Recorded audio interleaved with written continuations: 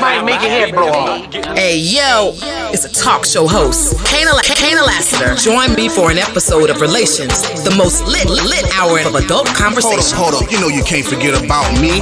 It's 51 Spade, alpha male G-O-D, one half of Relations. You wanna hear the truth? Can you handle the truth? It's where it's at, baby. It's where it's at, baby.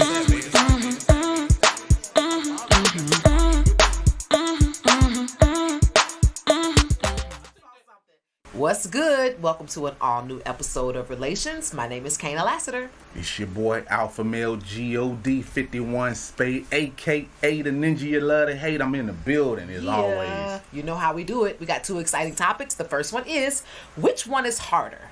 Moving on, starting over, or letting go? And the second topic is, the longer you're in the relationship, does the sex get freakier or more common?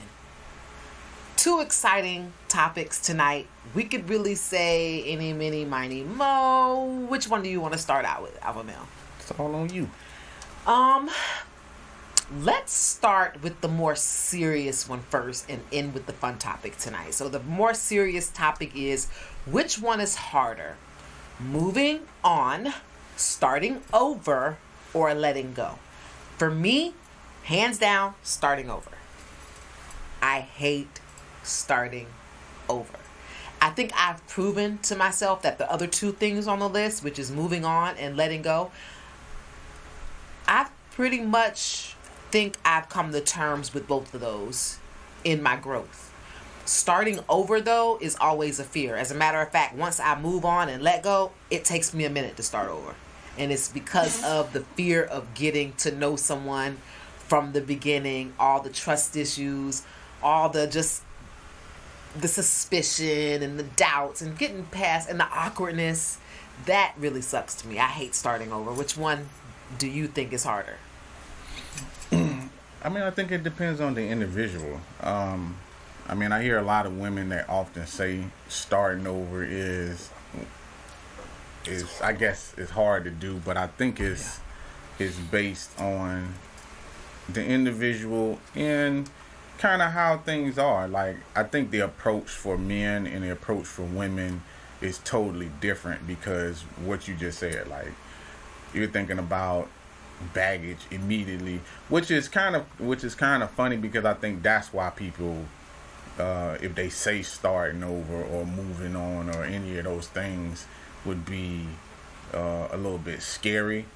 But I also think, like, letting go is one of those things, because it keeps people, like, trapped in situations they don't really supposed to be in, because often it's like you could be blocking your blessing if you break up with someone, but you're still in communication, because I don't feel like people necessarily know how to break up with someone.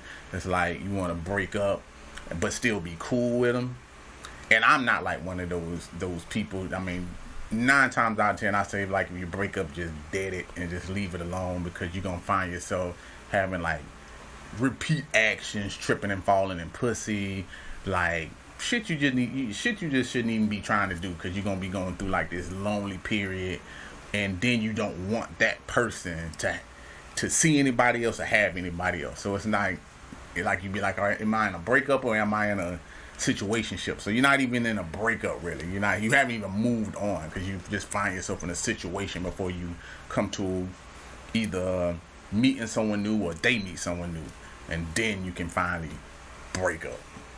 Right. So it sounds like you have your choice is letting go being probably the worst of the three.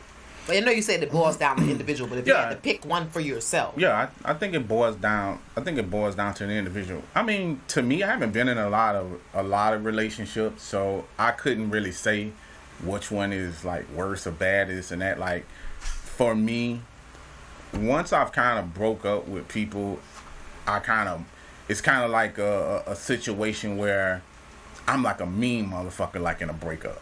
So I kind of, like, block people, don't text them, and I'm that type of person that's, like, out of sight, out of mind. Like, when someone is not in my face, I just don't think about them. Like, I don't have that type of personality where I'm I guess where women go through this period, or certain people go through this period where they're sobbing over the person, or wondering what they doing, or just need curiosity to be like, or especially now, like stalking somebody's page. Like, I don't have that type of energy. So I'm more cold in a breakup because I'm ready to move on. And I can dead it like that, and I don't really want to be your friend. I don't really want to do that shit. Okay, but that's definitely moving on. That's not letting go. So it does sound like your true answer is letting go. Because starting over doesn't seem to be a problem, and you're certainly showing signs of someone who can move on if you can block, not text, not interact. So that's moving on. So, but you did say that at the end of a relationship, you kind of have vindictive ways towards that person once you know that it's over. So I feel like the letting go would be the harder of the three, just based on that. Even though it's not a strong hard, it's still, of the three, to me, seems like the most difficult for you. No, I don't think any of them difficult for me. That's what I was saying. I'm like, I can move on like fast. Like bitch can't really leave me alone. Like, look at me.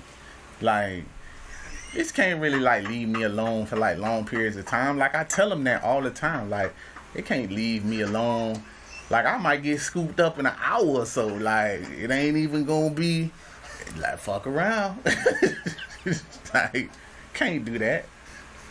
And I think that's what I'm talking about. Like, that's why I say it's individually based. Like, I really feel like it's individually based, because like when people find themselves in situationships, they start thinking about, will I find somebody else like my ex, which I feel like is the wrong approach, just to me. Well, that's where it's the thin line for starting over for me, because I don't have that pressure, but that still falls in the category of scared to start over. That being the most difficult part for me. But it's not, I've never been the type of person that was doing comparing, but I'll blame that on the fact that I never had something that good to compare other people to. It was like a different dude with a different bag of problems. It was like, you wasn't comparing them two because they both idiots. You know what I'm saying? But you ever had like friends, like I've had friends that when they break up with someone and then like they ex look like the other, like the person they start similar. Yeah, they start having similar like traits. You be like, you know what I'm saying? Like, if this one got dreads, your next girl got dreads. They have like similar shape. Like, some people, I think, try to make sure they in the same.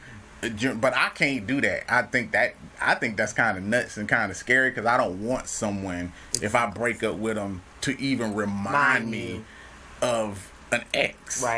Right. I've never really had that issue. To me, the starting over fear came from, I think there's an expectation in the beginning for women. And it's a thin line, for me especially, because I have come off more oftentimes than none as a homegirl. And in most cases, that's how I've intermingled with men.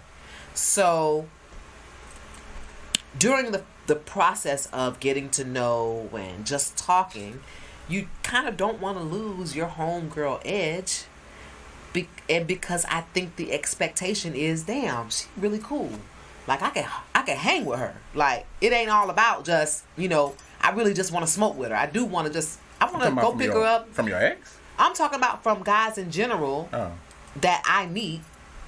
I don't want to lose the homegirl edge, because I don't want to lose the camaraderie. And I love when it's like, hey, man, I was getting ready to ride to Orlando. I just want you to ride with me. It's not, hey, I'm going to come get you and then we're going to, and they end up trying to stay the night. It's that they really want my company and they really want me to ride with them to Orlando or ride with them to Tampa to go handle some shit. And it's in the beginning, because of that expectation for me, now that things are moving into dating status, for me, the fear is now showing them who I am in a relationship. And it's totally different. Once I'm in a relationship with somebody, I could be the homegirl and the girlfriend with no problem. But in the beginning, I feel like I'm the homegirl, and then I have to carefully navigate over the line of, okay, now we ain't just homegirl and homeboy no more. Now this is crossing a little line based on where we're moving, what section we're moving into, as far as I hate to say relationship, but as far as us dating or whatever it is that we're doing at that point. So that's why starting over is hard for me. That's the number one thing, is just crossing from homegirl into some type of relationship status. But number two is just not knowing who you really are dating. Honestly, I don't feel like you know a person a third 60 days in. I think you know a person even less than a third 60 days into a courtship. And that's scary, especially I think more for women than maybe it is for men. I was watching like a comedy series where they do these skits, and it was this girl's first time at this guy's house, and she was super excited, and the guy was like, damn, you ain't never been to nobody's house before? And she went in the bathroom and she called her home girl. She was like, girl, guess where I am? I'm at so-and-so house. And it was a big deal because these are all things that we don't have written down, but in our mental Rolodex, it's like, damn, I gotta go to his house. I gotta see how he live. You know, do he got roaches? Is the refrigerator clean? You know, does this look like a chick? You know, big set decorated the home. I mean, there are like certain bridges you gotta cross when you're in a courtship, and that's nerve wracking to me because you don't know what you're gonna get. What if you like a guy and you go to his house and he's got roaches? What if you like a guy, you go to a house and it smells awful? He doesn't wash the dishes and the trash is overflown. So you just been on a date with this guy for 6 weeks and he was perfect. And then you went to his house and it looks like he hoards. That's an issue. I mean, nobody is perfect. Secondly, maybe I'm wrong. You tell me if I'm wrong. Minus the roaches. I don't know why you brought that up. Because I've seen people's houses, bro. Okay, cool. Okay, let's leave the roaches in. Fuck. Yeah, leave the roaches in. Leave the roaches in. So you show up at a guy's house, got roaches there, his trash is overflowing. What is your first move? Well, probably want to put my purse back in the car because I don't want bugs to crawl into anything that I have. And I know that sounds really weird, but I guess that's something that I learned from like my grandma, or I got it from some elder. But the first thing I'm thinking is when you go to someone else's house with bags and things and you set them down, bugs get into there and they lay eggs and you take the bugs back to your house. So my first thing is I left something in the car and I need to go put my shit back in the car because I just need to be nothing in hand, just me, just in case I got to make a quick move. Step on a roach, whatever. I need to be fully equipped, and I don't need nothing in my hand. So that's the first thing. Okay. The second thing is probably, knowing me, I'm gonna say something.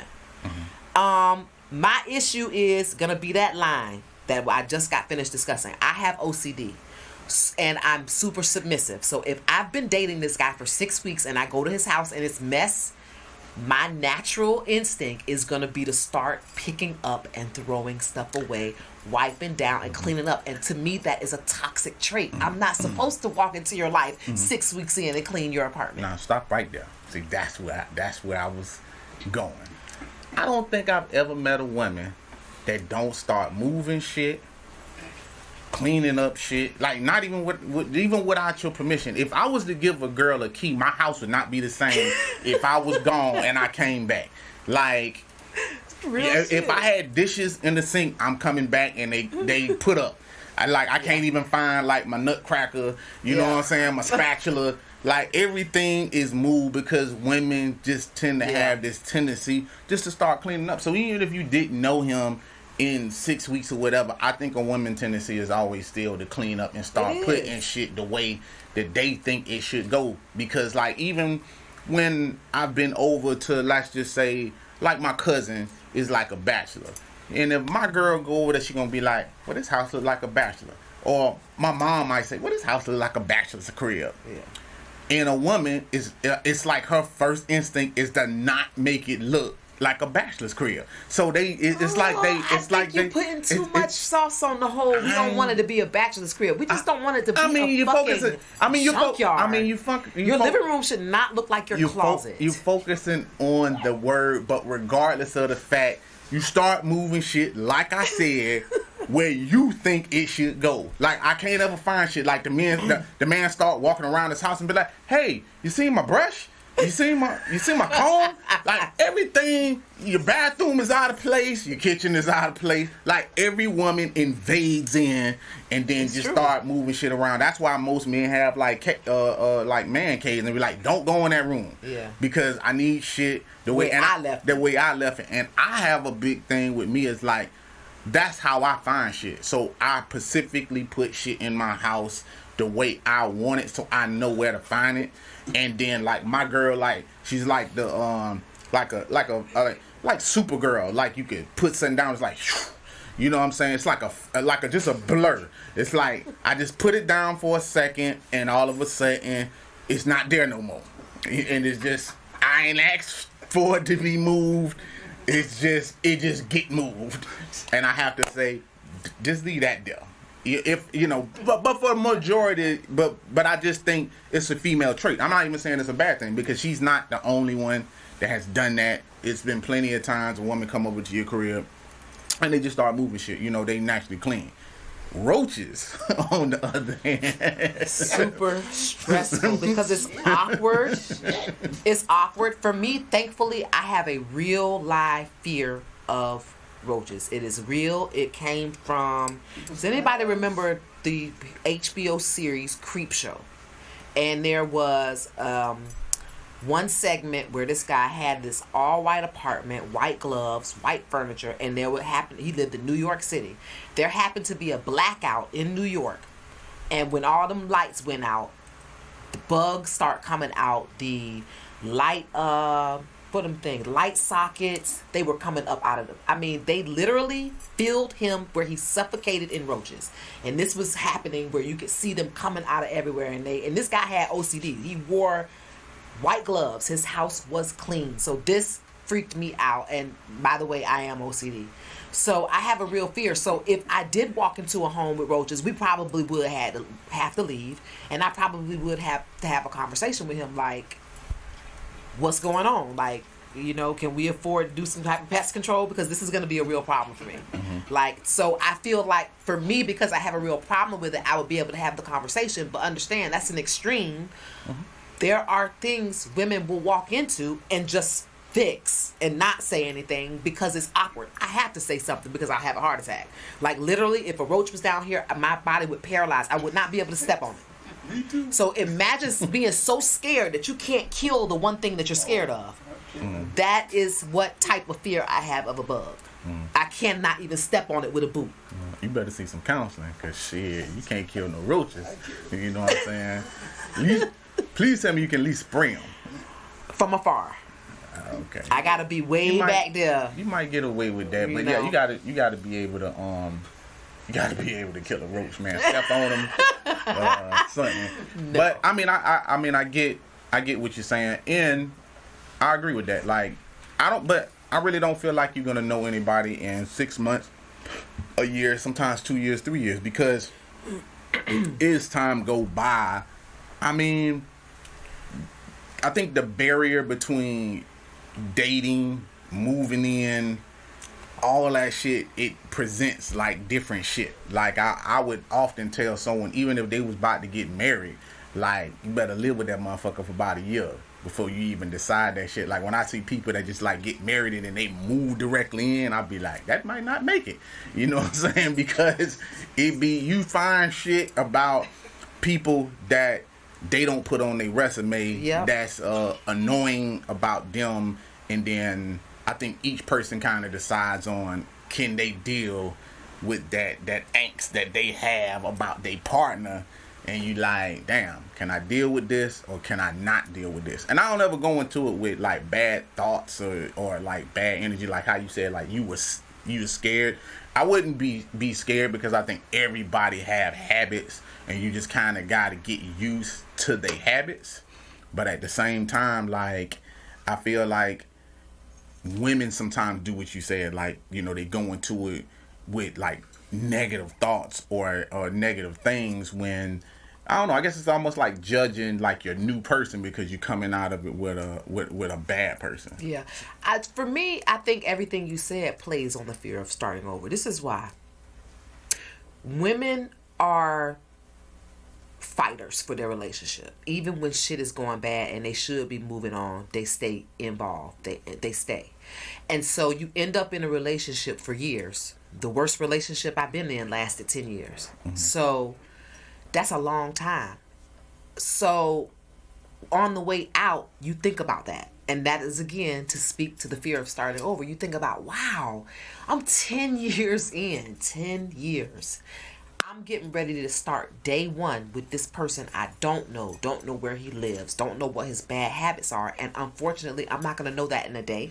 I'm not going to know that in 3 weeks. I'm not going to know that in 6 weeks. And I kind of have to accept that, hey, it's time to have some fun and not worry about all that. So imagine being up in a plane, and I know I'm extreme, but some people have anxiety to this degree.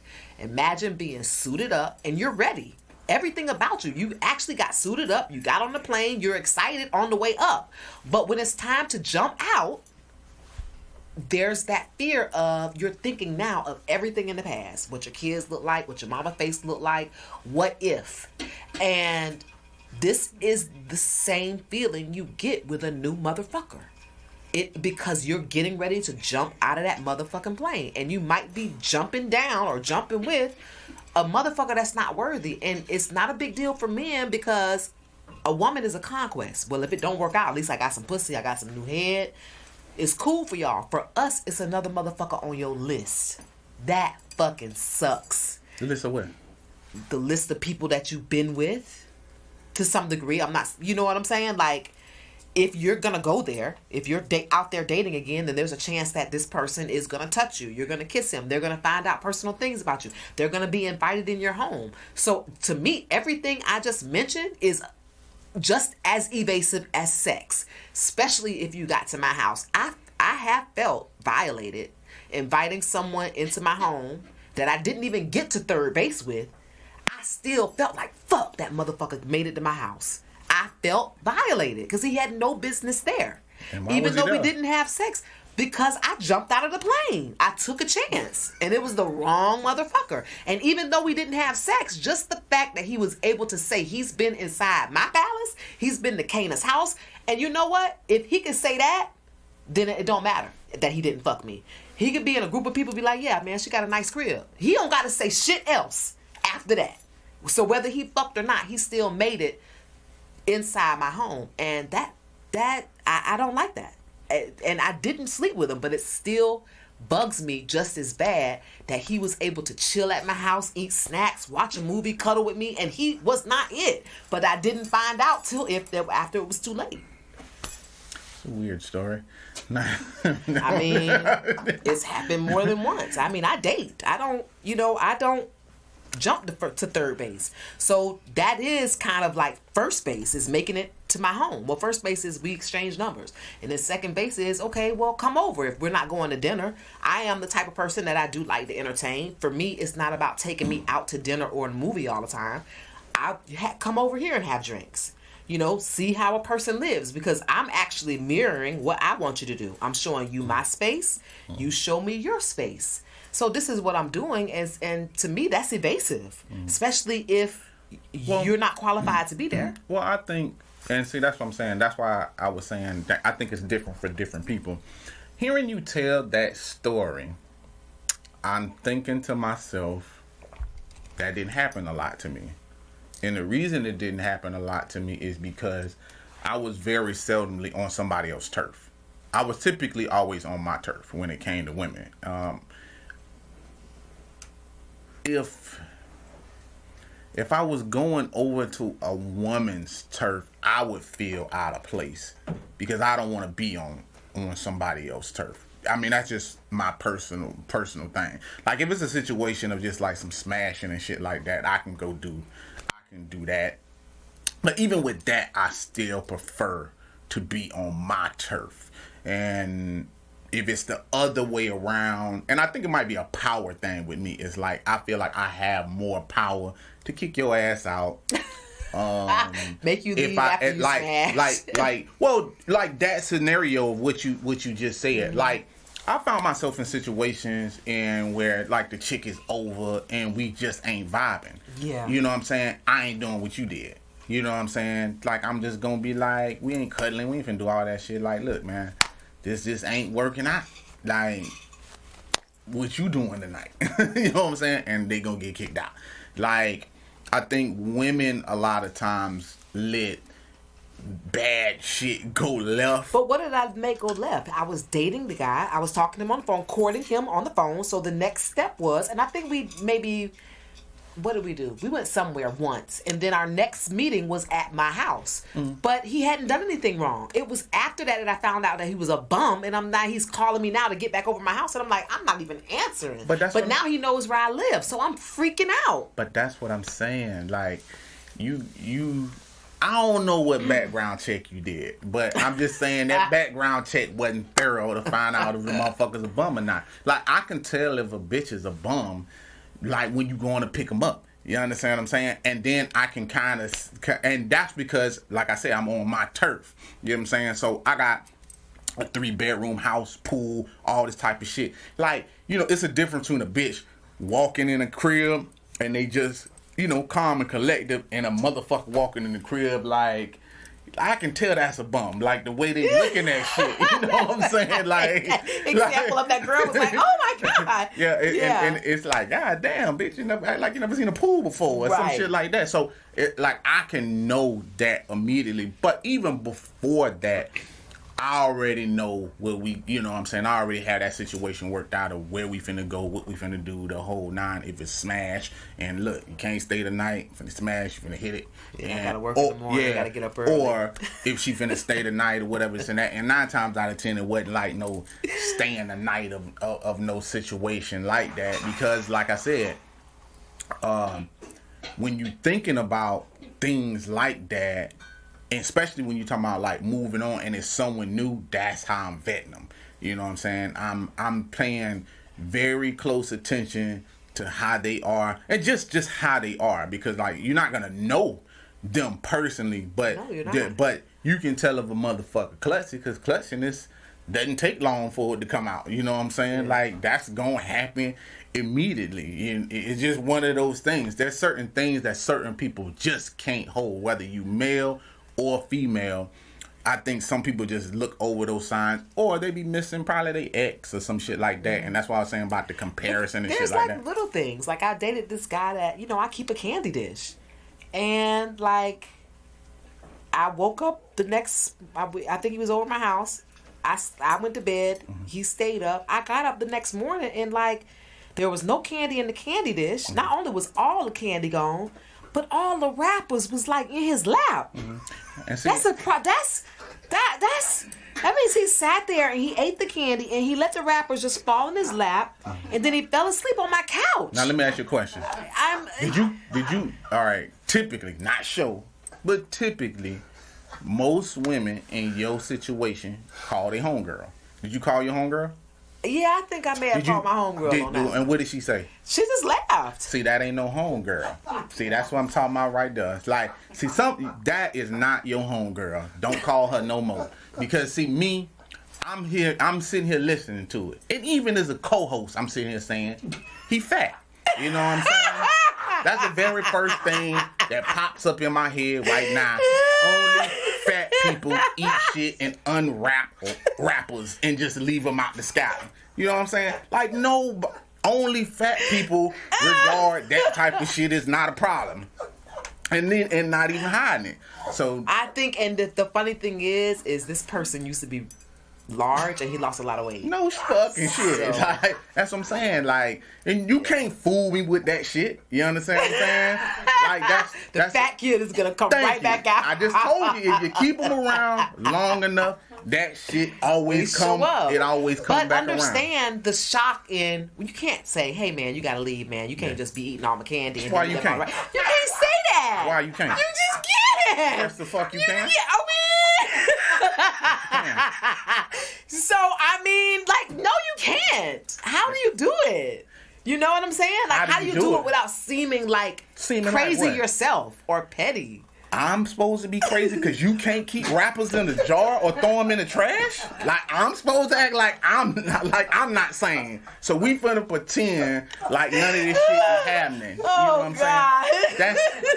I'm going to address that. That's just one of the things. Like, I just couldn't live with myself. Like, I just can't live with yourself. Well, I just can't. Like, there's certain things that, like I said, like I feel like flaws and things come out. But you know what? This is my issue, and I'm so glad because I'm really taking your advice. But women, I've said it before, we have been accused of being people who nag and take the smallest things and make them big. So hear my heart. That's what I was thinking. If I make a big deal about, not only did you stay up and play video games all night and never come to bed, but you ate the whole jar of candy. I walked in on you with wrappers in your lap. You got on the same. You understand how all of this now is leading down a yellow brick road of just you're a nag, because that's what it feels like. I'm not trying to make a point. I'm telling you this because now I need you to say, I need a man's feedback, because you would be a person that's be like, bitches just nag, man. Y'all nag about everything. But now I'm giving you a true example of things that I saw that I looked at as things that you would say I'm a nag about and didn't say anything. Well, you got two options. First option is, remember when we was talking earlier and I was like, women tend to clean up shit. And, you know, when it's your house and move shit out of place and shit like that, your first option is to clean up all those wrappers and throw them away and act like it didn't happen.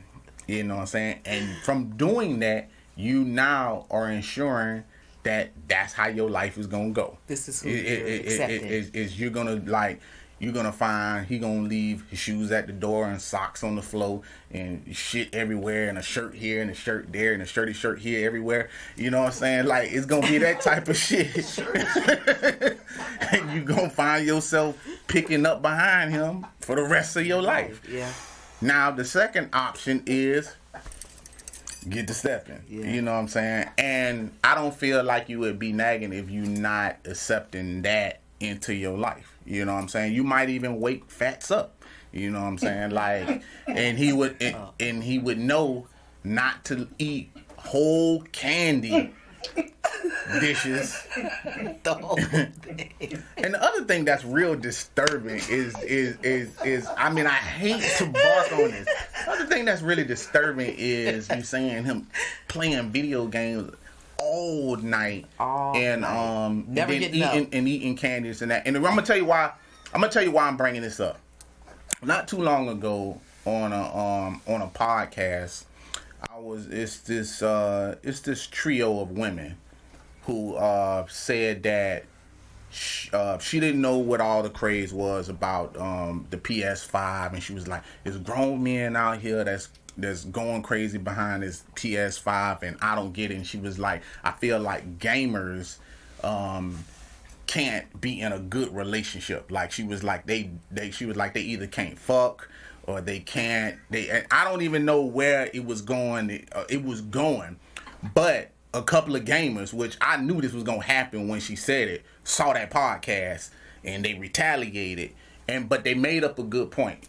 They was like, one of the guys said that he didn't understand why she was coming off like that. But he was like, but I do want to say that if these are casual people, even if you buy like a PS5, which is like $500, they was like, it's equivalent to actually you buying a bag. Now, that might be your happiness in what you want to say. But they was like, that bag is going to be non-existent in either 3 to 6 months, where the value of that PS5, they're going to get all the use out of it.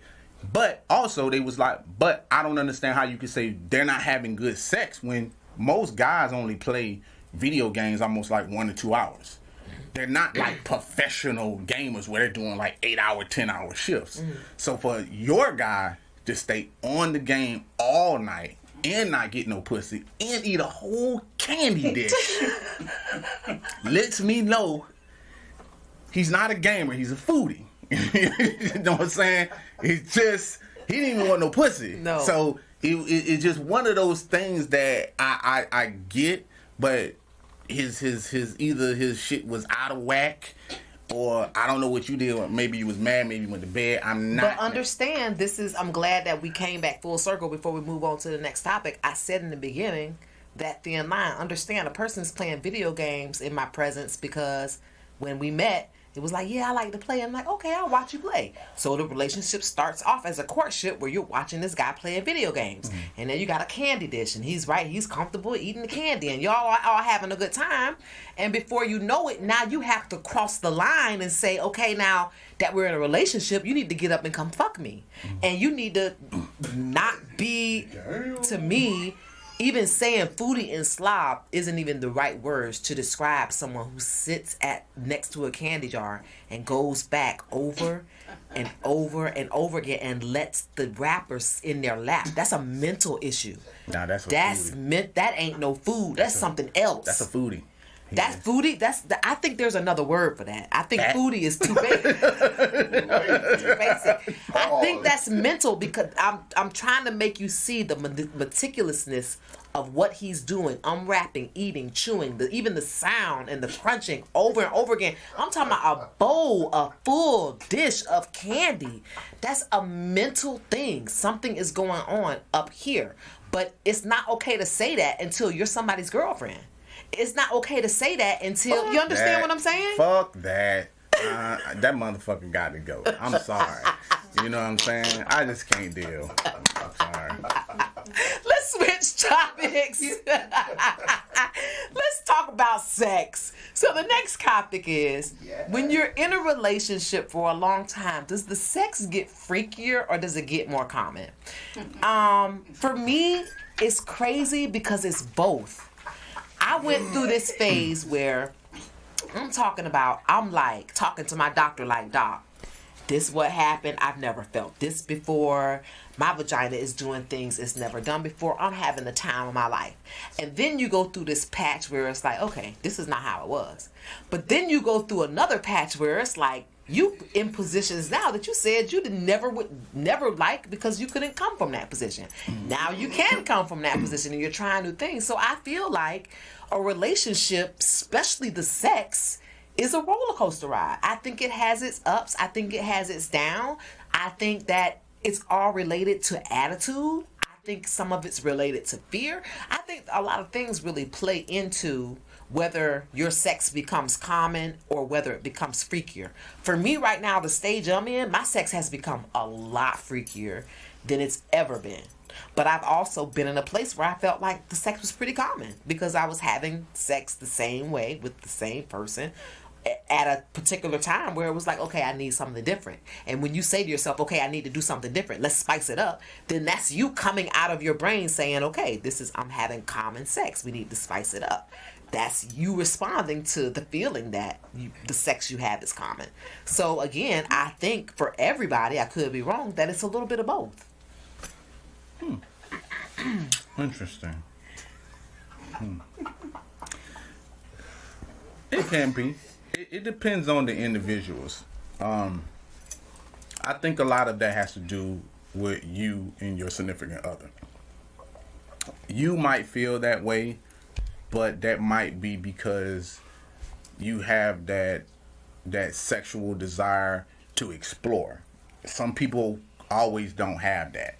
You know, I've met a lot of times when guys are talking about, and I'm only going to speak from, you know, guys that be like, why they cheat. It's because their significant other have these, I guess the word is like standards of like what they won't do.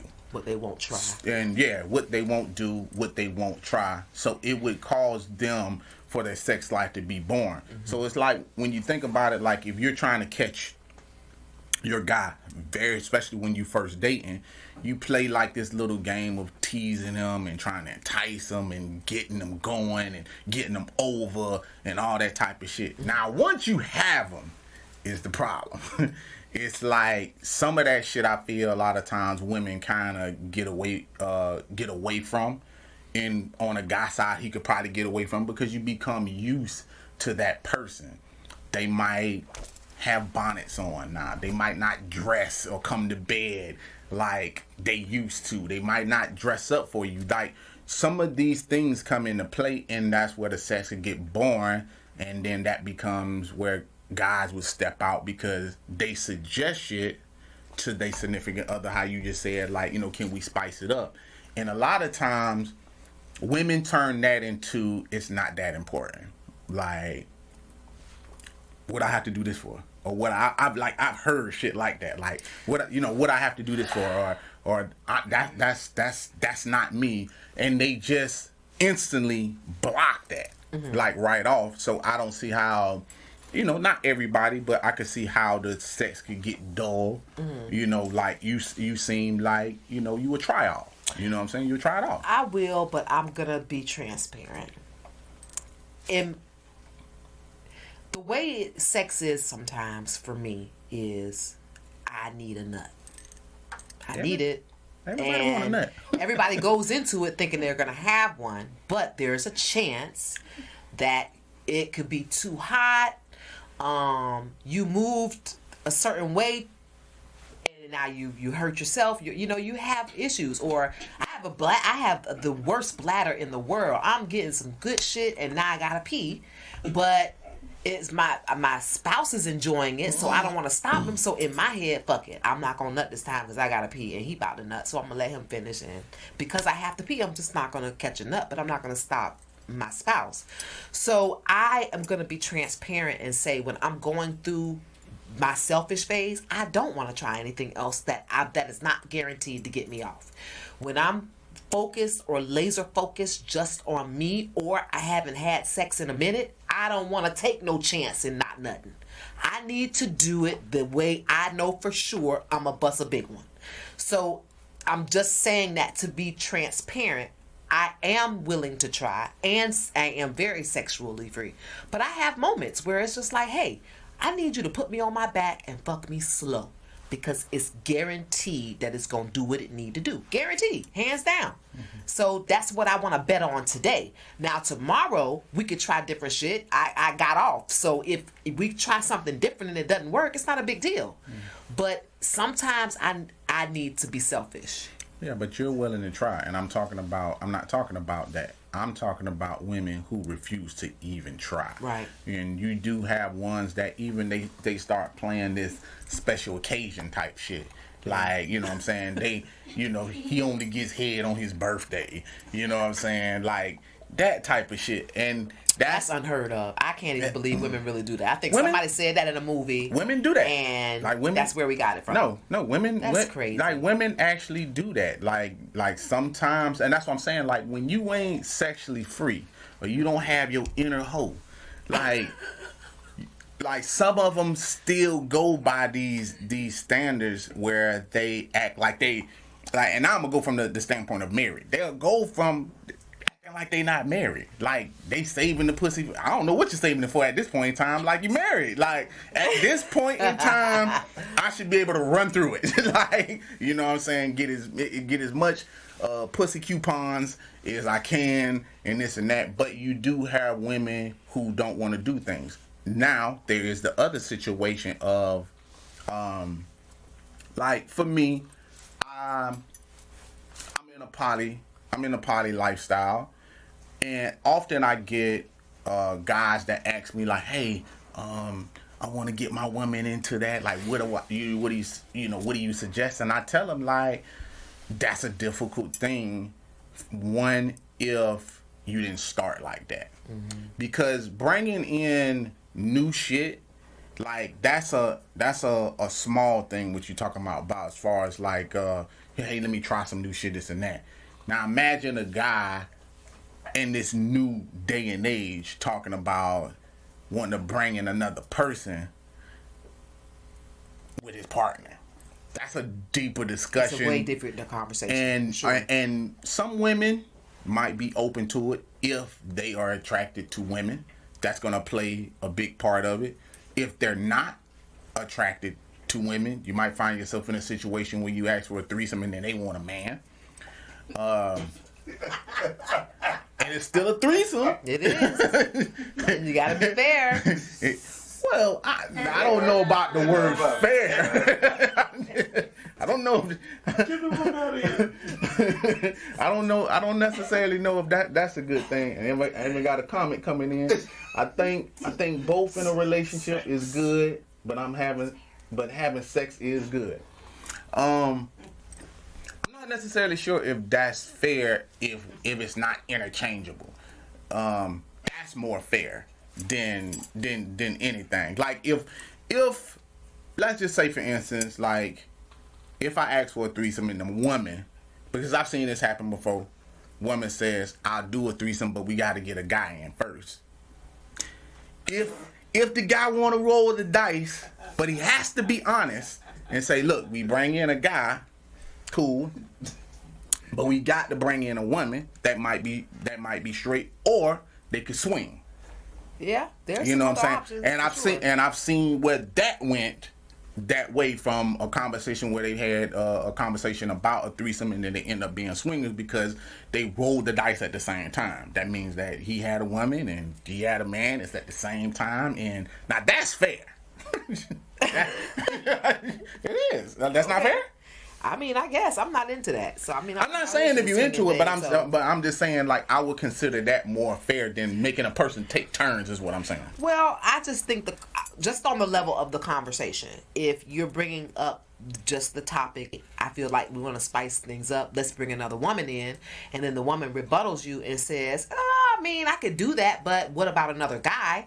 I think just that alone, whether it ever happens, just being able to have the conversation is where I'm living at. I think that's the healthiest part, because there are going to be some things that happen. They might sleep with a woman, bring another woman in years or months before they ever find a guy that it happens with. I don't think those things happen simultaneously, even though they can. I don't think they happen all the time close together like that. So I just give credit to the conversation that you're able to have about just, hey, we need to spice it up. I want to try a threesome. I know you like women, or I know you like this or that. I think that's what I was just more leaning towards, rather than imagining after that. Because I feel like these things that we're talking about they're not small things. I don't think anything, unless you said talking basic like I was, like, hey, let's just do a missionary tonight because I guarantee I need to come. So that's going to get me off. Let's do it that way. That's small compared to what you're talking about, which is, hey, let's bring in a whole nother individual into our partnership or our marriage. So those are two very different roads. They are, but I think those are conversations, and not just those. A lot of times, just talking about spicing up, just kind of finding out what your what your partner likes, because 9 times out of 10 you be in relationships and people don't be knowing what their partner necessarily like if you ask the woman, hey, what kind of porn does your guy watch, they gonna be speculating and guessing if they don't watch porn with them. So you don't even know what type of porn your guy likes. So how in the fuck can you satisfy me if you don't even know what the fuck I look like? I had this conversation with my girl, and I'm like, do you even know what type of porn that I look at? And I think sometimes women don't think about that type of shit, especially in this day and age. Like, you might have a guy that, you can probably say, if he's flipping through Instagram or Twitter or whatever the case may be, you could look at and say what type of woman he might be attracted to. But what kind of sex he actually like, you might not know, because you don't watch like porn, and sometimes couples don't watch porn together. And I think I was just going to say, I feel like a man definitely would need to take the lead on that. Otherwise, it would feel like something that you covet. So I'm going to covet mine. What you mean the man take the lead on it? I very rarely see men invite their women in on stuff like that. Like, babe, look at this. I mean, we ain't gonna show how nasty our brain is. Exactly. So, you understand? Yeah, but women, hey, hold on. Women don't either now. That's what I'm saying. I think we both covet. But I only say I want the man to take the lead because I feel like, for me, because I'm more traditional, that porn is more of a man thing than it is for a woman. And I could be wrong. I'm just saying, for me, I think you are. I would sneak and watch it, and I would do it particularly when I'm masturbating. But men don't have to be naked in the bed underneath the cover to watch porn. You could be on the basketball court. You could be in the office. You could be playing the video game at the same time. You could be literally anywhere. And being Superman, but now. Ain't nobody watching saying, porn and playing video games at the same time. I'm just saying. But what I'm saying is this: I'm saying that men aren't always watching porn to have sex. They're watching porn to just be visually fed. That's it. Me, I'm watching porn because I'm ready to get off. I'm watching it and masturbating at the same time. And that's I'm my not point. fully dressed, just chilling, just watching porn on my phone. And that's my point though. Like let's say for instance, like I go to work and let's just I call my girl. You know, hey, what you doing? I just finished masturbating. Instantly my brain is like, okay, you waited till I left to start masturbating, and what you just told on yourself now. So you got back in bed, cut on porn, and started to rub one out. Absolutely. And that's what I'm talking about. Like, you understand what I'm saying? Like, guys ain't doing no shit like that. Like, I could be stuck in traffic and I need that visual feed. You know what I'm saying? But I ain't in the car jacking off. And that's the difference. Exactly. So I don't think guys need to take the lead. You know what I'm saying? Because there are some times, like when I hear that, it's kind of similar. And it's crazy. I kind of think of a vibrator and porn is the same thing. Like, these are stimulants that y'all use, but we also like don't get to see sometimes. Like, I remember like one of my exes was like, she didn't like to use her vibrator in front of me. So you're gonna watch porn without me, and you're gonna use your vibrator without me. I'm gone. You get what I'm saying?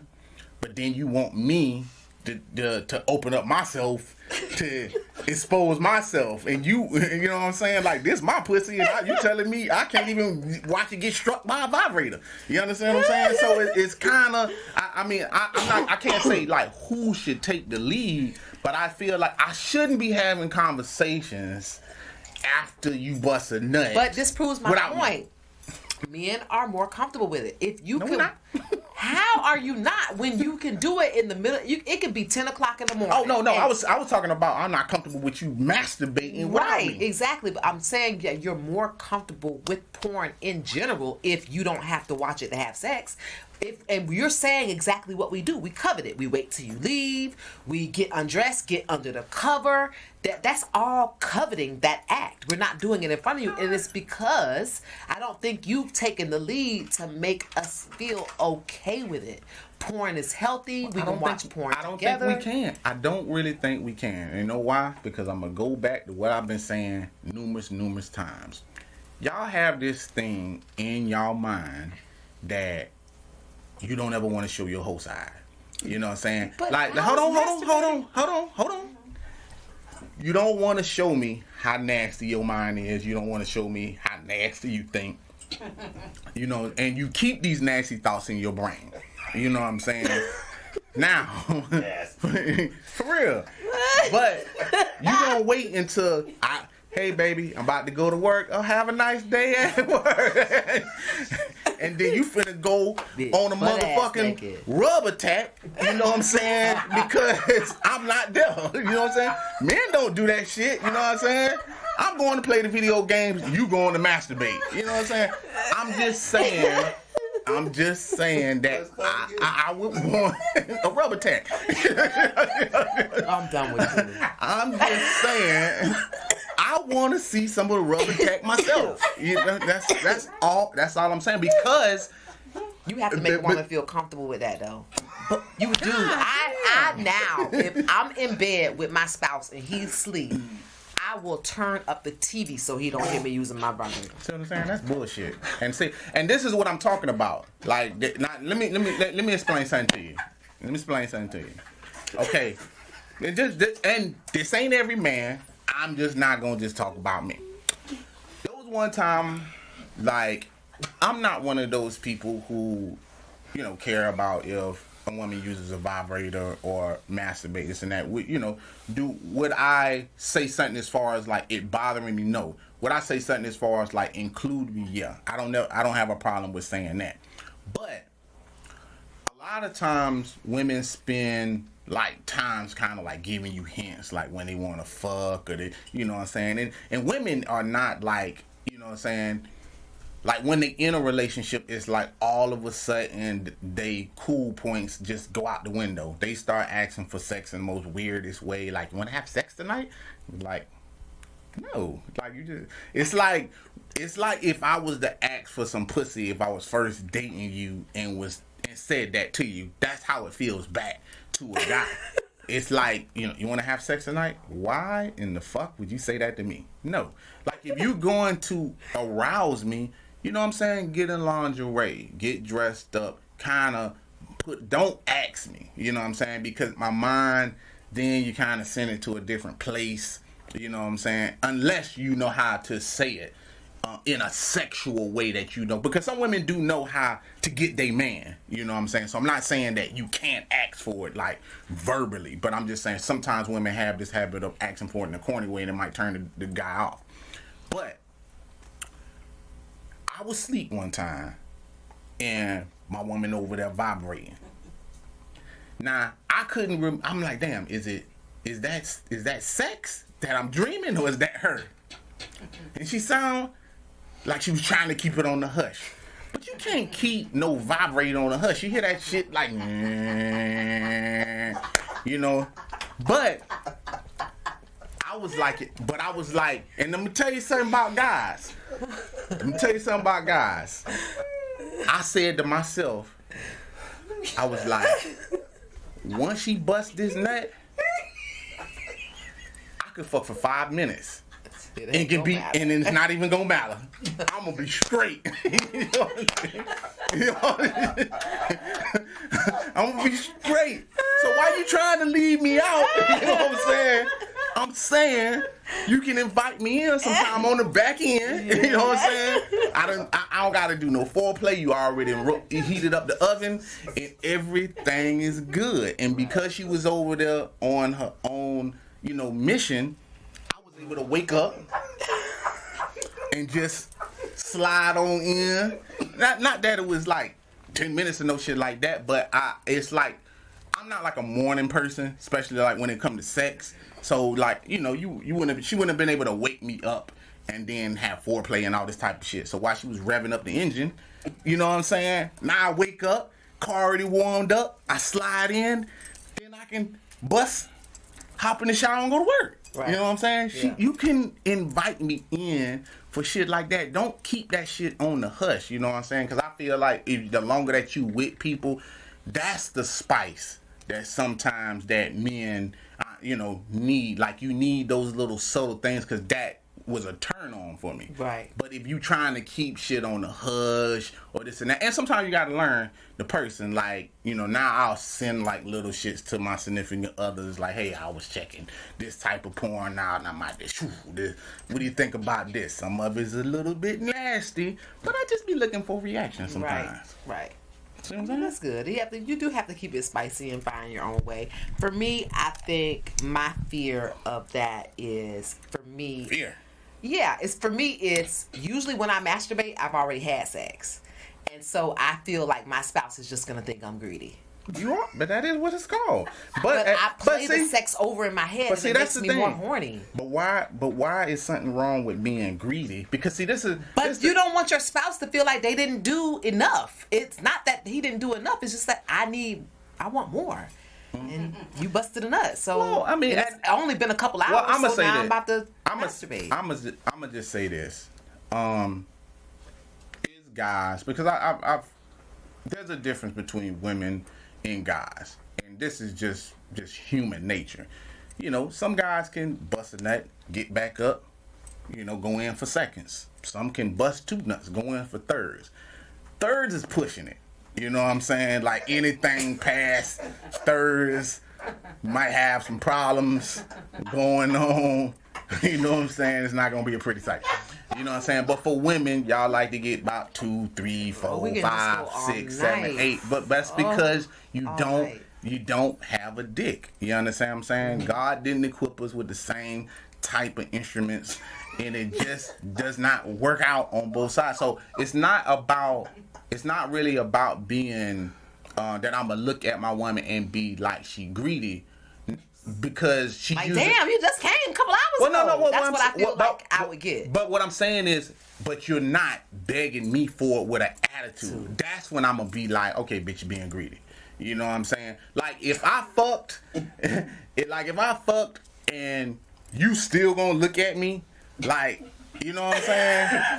Like you want some more from me? I'm like, God damn, we just fucked for like 2 hours. You know what I'm saying? Yeah. Like that's fucking greedy to me. Like if I put in full-fledged work, it's 2 hours later and you still looking at me like, I don't care if you go for the vibrator after the fact. If you go for it after the fact, I'm like, cool, I'm finna go to bed, have a good night, have a good time, good night. You know what I'm saying? And the curtains is closed, end the show. You know what I'm saying? And that's gonna take us to the tap in portion of the show.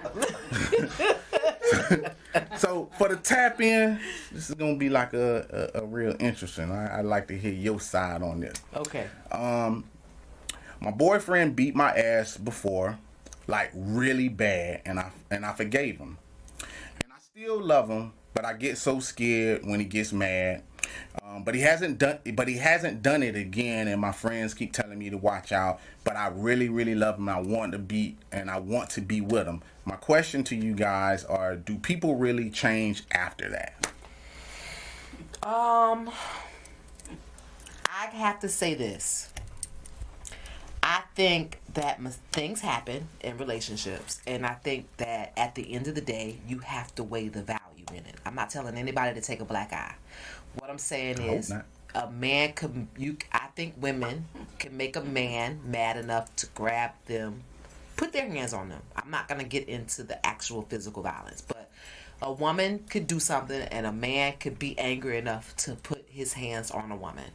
If I tell every woman out there that she should leave the first time, then I'm dooming probably every relationship there is out there, because there's going to be a moment. You, in that moment, have to say, is this what he did, or is this who he is? That is a valid question. Is it what he did, or is it who he is? If the answer is, this is who this person is, leave. You have to go. You have no other choice. He's going to kill you.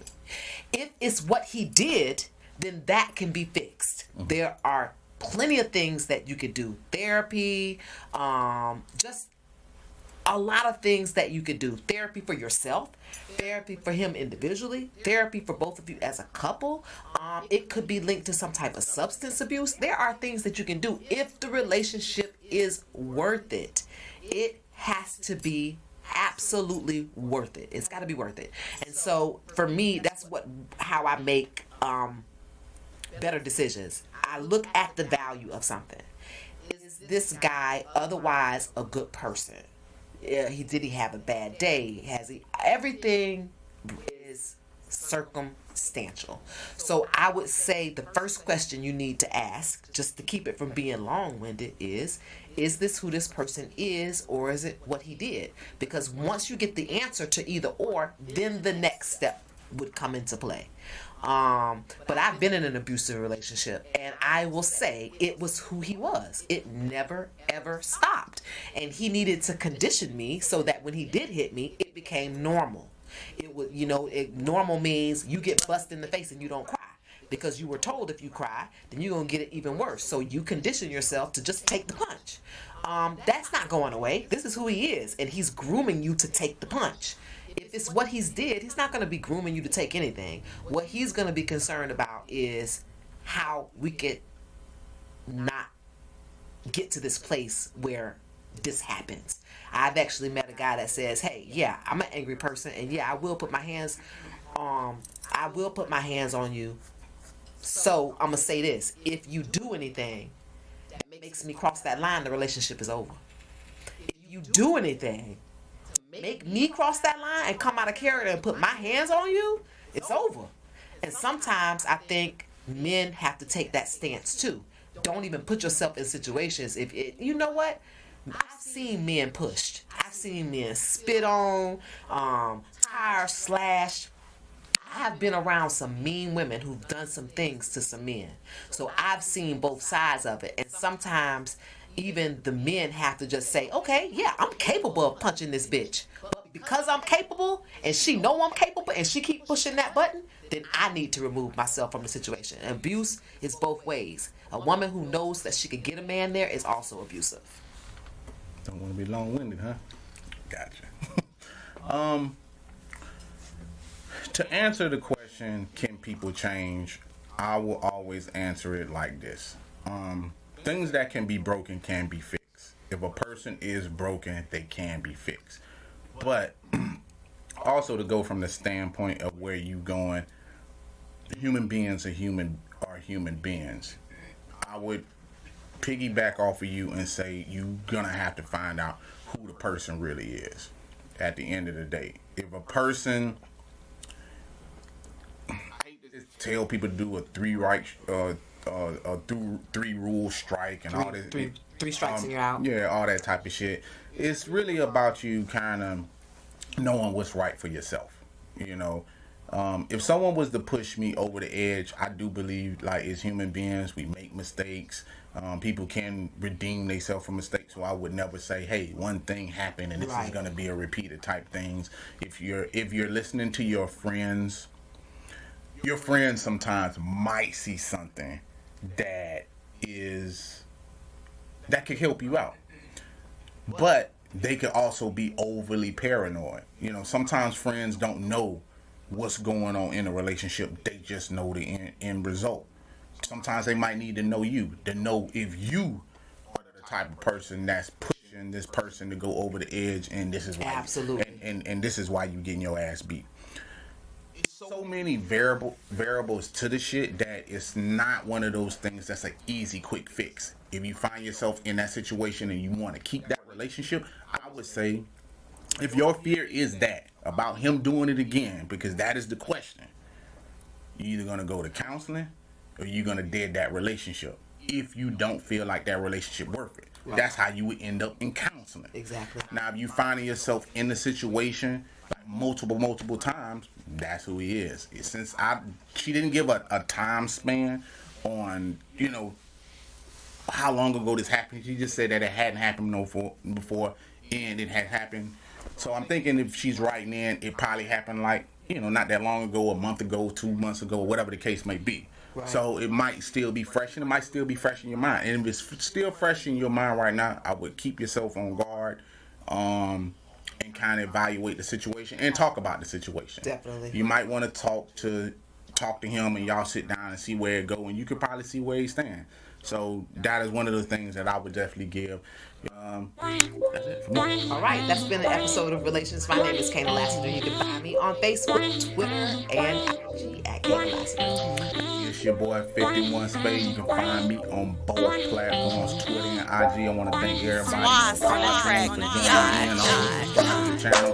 And just to let y'all know, we do have a YouTube channel too. Check us out every Friday at 8